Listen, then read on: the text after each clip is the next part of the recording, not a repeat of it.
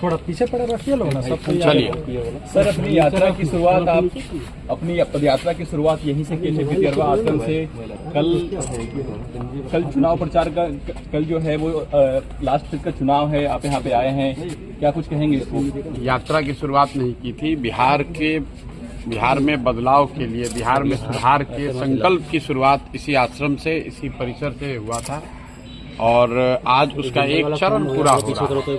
करीब 3 वर्ष उस बात को हो गए और 3 वर्ष में जो कुछ भी हो सका है, प्रयास किया है कि ईमानदारी से, शुद्धता से, जिस ईमानदारी और शुद्धता की बात करके इस आश्रम से इस अभियान की शुरुआत की गई थी, उस ईमानदारी और शुद्धता को बनाए रखने का पूरा प्रयास किया है और यकीन है कि बिहार की जनता इस बात को देखेगी, समझेगी और आने वाले समय में अपने बच्चों के लिए, अपने इस राज्य के लिए, अपने समाज के लिए जाति, धर्म, पैसे के लालच से ऊपर उठकर लोग अपने बच्चों के बेहतरी के लिए, उनके भविष्य के लिए, अच्छा समाज का निर्माण के लिए लोग उस तरीके से वोट देंगे।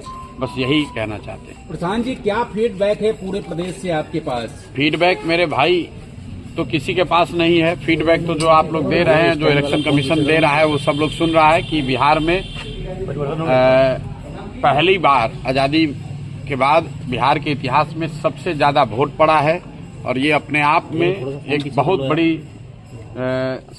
बहुत बड़ा संकेत है, बदलाव का संकेत है। पहली बार बिहार में इतनी बड़ी संख्या में वोट पड़ा है, तो एक तरीके से गांधी के इस आश्रम में, गांधी के विचार से, लोकतंत्र के मानने वाले लोग की सबसे बड़ी जीत है कि बिहार में आज तक 65% वोट कभी नहीं पड़ा है।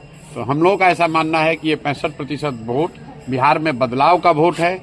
14 तारीख से बिहार में एक नई व्यवस्था बनाने के लिए वोट है।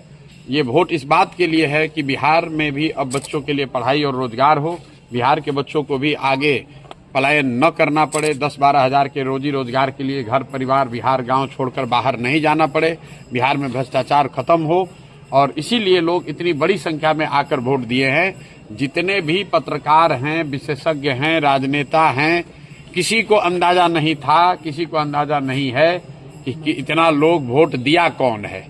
और जो लोग ये दावा कर रहे हैं कि वोट किसको पड़ा है, उसको जब ये ही नहीं पता है कि वोट पड़ा कितना है, उस दिन 3 बजे तक, 4 बजे तक, जब तक इलेक्शन कमीशन ने डेटा नहीं जारी किया है, चुनाव के प्रतिशत के आंकड़े जारी नहीं किए, तब तक लोगों को ये भी नहीं पता था कि वोट कितना पड़ रहा है।